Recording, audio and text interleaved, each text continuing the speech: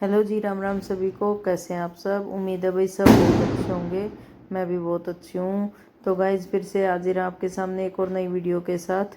तो गाइज आज हमारा है बुटीक मास्टरी कोर्स का 11वां दिन। तो भाई मैं क्लास में पहुँच गई हूँ। पहुँचते ही पहले मैंने खाई दोख, और उसके बाद वही जो हमारा डेली रूटीन होता है कि पहले ही हमें आ जाते ही पहले एंट्री के साइन करने होते हैं। मैंने दीदी से गुड मॉर्निंग की, और गुड मॉर्निंग करने के बाद फिर मैंने एंट्री के साइन किए।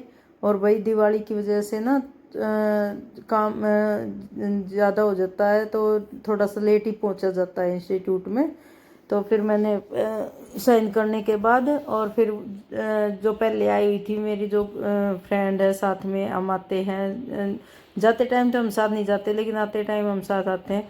तो वो मेरे से पहले चली गई थी और वो स्टिचिंग कर रही थी। उसकी अभी वो जो इनर वाली कुर्ती थी ना, वो पेंडिंग ही थी, तो वो उसी को सिल रही थी। फिर मैं बोला क्या कर रही है, तो जब उसने बताया तो बोली कि दीदी ये थोड़ा सा गड़बड़ हो गया, इसमें कुछ बताओ। फिर मैंने उसको थोड़ा बताया। एक्सप्लेन करने के बाद फिर हम चले गए। टाइम हो गया हमारा क्लास का, फिर हम चले गए भाई क्लास में।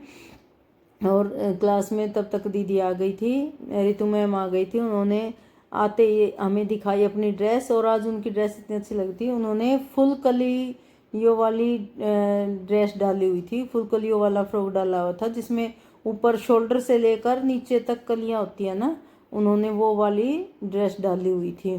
तो उन्होंने पहले हमें अपने अच्छे से ड्रेस दिखाई और उसके बारे में बताया कि भाई ये ऐसे बनेगी और आप कब तक बना पाओगे, उसके बारे में भी बताया। फिर उन्होंने पूछा कि भाई जो इससे पहले मैंने क्लास में बोट नेक कुर्ती बनवाई थी, वो किस किस ने कंप्लीट स्टिच कर लिया है। तो भाई मैं तो अपना काम ना बिल्कुल साथ के साथ करती हूँ, क्योंकि अगर एक बार पेंडिंग में आप छोड़ दोगे ना, तो फिर वो छूट ही जाता है, फिर वो कंप्लीट नहीं हो पाता। इसलिए चाहे मेरे को रात भर जागना पड़ता है, लेकिन मैं सारा साथ के साथ करती हूँ। तो मैम बोली कि भाई ठीक है, जो यहाँ पे हमने इंस्टीट्यूट में बनवाई थी वो कुर्ती लेके आओ और देखते हैं उसका फाइनल लुक कैसा आया।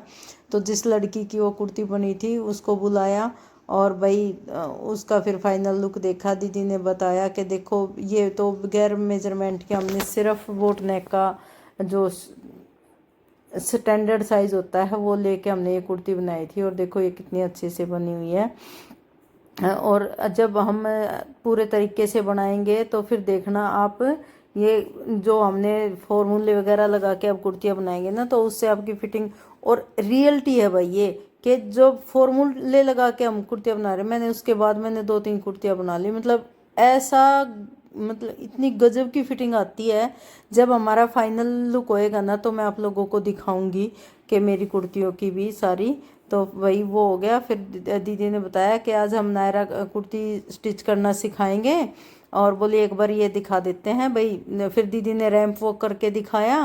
पहले दीदी ने रैंप वॉक किया रितु मैम ने, और उसके बाद फिर वो जिस लड़की की ना कुर्ती बनी थी ना, फिर उसने रैंप वॉक करके दिखाया। मैं कहा बेबे थोड़ा सा स्टाइल तो मार लेती, पर भाई चलो ठीक है। और फिर भाई उसके बाद दीदी बोली चलो बातें बहुत होगी हैं, आप लोगों के साथ थोड़ा सा ज़्यादा टाइम निकाल दिया, अब चलो क्लास स्टार्ट करते हैं। फिर मैम ने हमें क्लास स्टार्ट करने के लिए फिर स्टिचिंग करवाई दीदी ने। फिर नायरा कुर्ती की पूरी स्टिचिंग करवा दी आज। बोली कल सभी बच्चे अपनी ना कुर्ती सिल के लाएंगे। तो भाई मैं तो घर क्लास ख़त्म होते ही फिर आ गई मैं घर।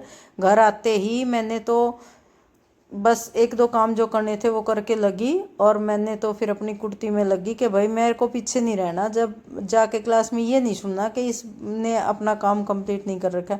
तो भाई मेरी ये कुर्ती रात को कंप्लीट हुई, 12:30 पौने 1 का टाइम हो गया था। लेकिन मैं ये है कि मैंने पूरा कंप्लीट करके ही छोड़ा इसको।